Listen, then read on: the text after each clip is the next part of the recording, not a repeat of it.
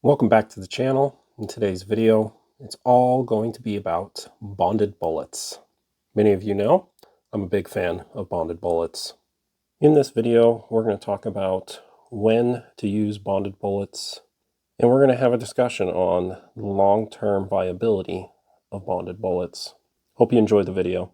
Earlier this week, I got around to watching the Vortex podcast on bonded bullets, and Ryan made an observation that while bonded bullets are, well, they have their place, he's afraid that they're not going to be around for much longer. But don't worry, guys. I'm doing my part to keep bonded bullets on the market. We're going to get into why Ryan from Vortex has that assumption. And, well, guys, he's not the only one that thinks bonded bullets are on their way out. But first, let's go ahead and talk about what makes bonded bullets unique, why you might want to use them, or why you might want to stay away from them. But let's first talk about what is a bonded bullet. Let's just take these Meade bullets. It's 30 caliber, 180 grain. It's high BC too. Pretty sweet bullet. So what makes a bonded bullet different than just a normal cup and core, because this has a lead core, is that they bond the copper jacket to the lead core, which provides really cool mushrooms and it very good controlled expansion, better penetration than a standard old cup and core bullet. And basically that's it. What's the downsides for bonded bullets? They are expensive. It costs a lot of money to get these bullets bonded, so they're not really economical to shoot. The other downside, and this is generally speaking, but I do believe this to be true after a lot of testing with bonded bullets, generally speaking, they're just not as accurate as cup and core bullets or monolithic bullets. And maybe I should be a little bit more specific. They're not as consistent. It's not that you can't get really good groups with bonded bullets. As you see here, I've gotten plenty of tiny groups with bonded bullets. It's, can you keep consistently getting those small groups? I have found they're kind of inconsistent. So there is that. Funny enough though, the smallest groups I've ever gotten in my rifles have been with bonded bullets, but I think that's more to do with how often I shoot the bonded bullets versus, match style cup and core bullets. Now, I did say generally speaking, they're not as accurate or consistent. However, I do think there's a couple exceptions. And the Vortex podcast briefly talked about this. I think Federal and Speer have kind of figured out how to get more consistency out of bonded bullets. So what bullets are the ones that seem to just shoot a little bit better than your typical AccuBond, Swift Sirocco, or maybe your Meade bonded bullets? I have found the new Speer Impact to be pretty darn easy to get good accuracy. And then this new Federal Fusion tipped bullet. And of course, the original Federal Fusion has been known for its accuracy as well. In fact, there's been a lot of reports about 7mm backcountry not being very accurate, except for with one type of ammo. And guess what? That's the Federal Fusion tipped bonded bullet. So why are these more accurate? Well, from what I was understanding from Vortex, basically Federal and Speer, which are sister companies, they create their bonded bullets a little bit differently. And I think it does help with consistency and accuracy. So the question you got to ask yourself, why on earth would you even use a bonded bullet? Well, I think they're in their best element with tougher game, elk, moose, possibly bear, depending on the caliber. And really it's for the people that want better expansion than a monolithic bullet, but don't want their bullet blowing apart like a cup and core bullet. So you get the expansion, or close to the expansion of a monolithic bullet, and but it stays together better than a cup and core. It is the Goldilocks of bullets. So why do I use bonded bullets? Well, there's a couple reasons. Number one, I shoot really fast magnums.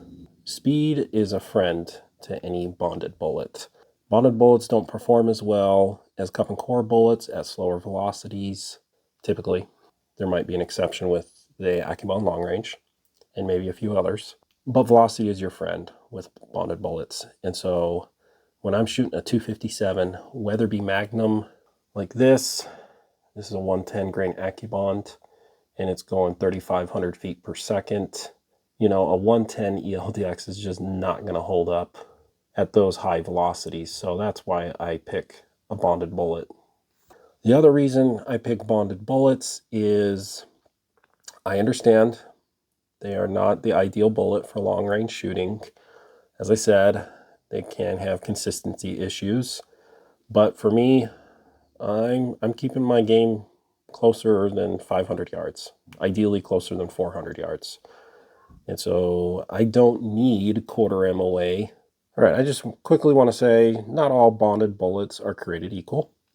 Some of them are much more thinner jacket, meant to be more of a long range bonded bullet, while others are a bit tougher, well, don't expand as quickly. With all the bonded bullets I've shot, do I have a favorite? Honestly, try a bunch of bonded bullets out, and whichever one shoots the best, you can't go wrong with it. All of them will perform extremely well. Nosler definitely has a lot of options, and they are, at least in the last couple of years, very available.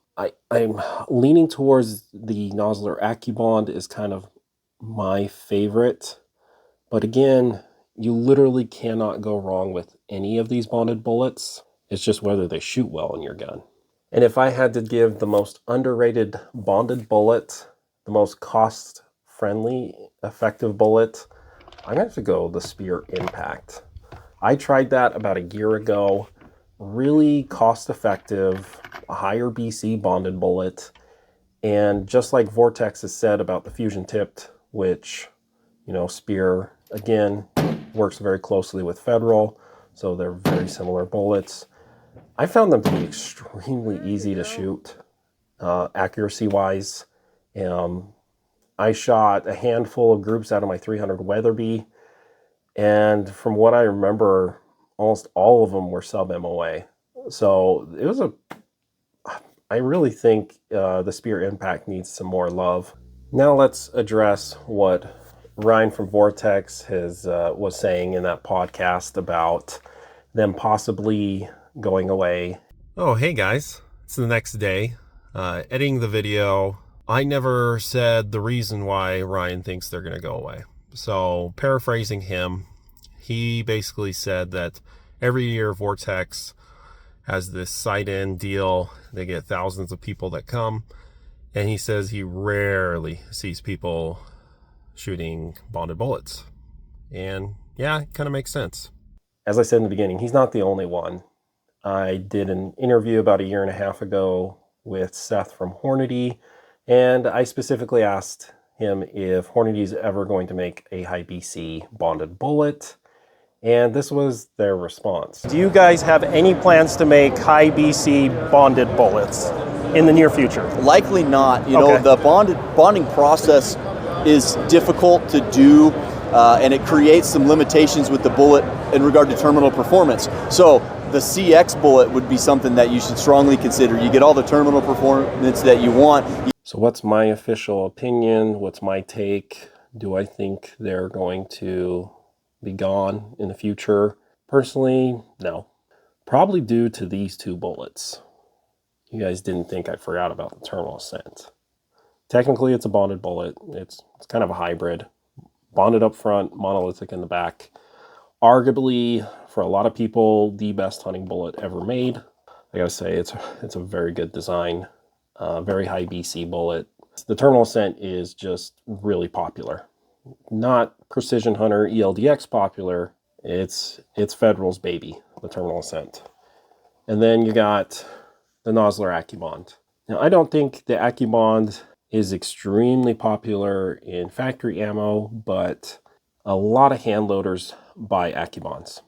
I've seen this personally, especially in 30 caliber, At my local stores, Nosler goes through a lot of bonded bullets, and yeah, I don't think bonded bullets are going anywhere. Do I think they're still going to be kind of part of the niche market they're already in? Absolutely. I don't think they're going to become more popular and blow up and dominate the market, of course. No, they're not. But they definitely have their place. Well, they're the Goldilocks of bullets.